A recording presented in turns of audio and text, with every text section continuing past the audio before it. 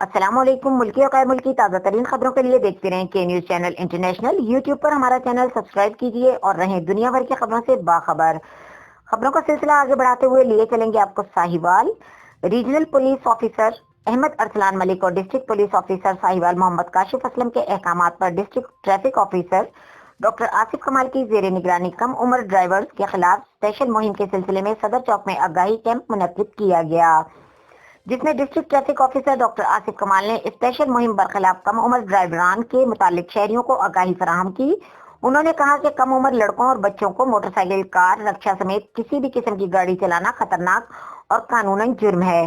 روزمرہ کے حادثات میں زیادہ شرح کم عمر ڈرائیوروں کی غفلت اور لاپرواہی ہے، جس کی روک تھام کے لیے ہم سب کو اپنا کلیدی فرض ادا کرنا ہے۔ والدین اپنے کم عمر اور ایسے بچے جن کے لائسنس نہیں بنے انہیں ڈرائیونگ کی ہرگز اجازت نہ دیں۔ خلاف ورزی کی صورت میں بچوں کے ساتھ ساتھ والدین کے خلاف بھی سخت قانونی کارروائی عمل میں لائی جائے گی۔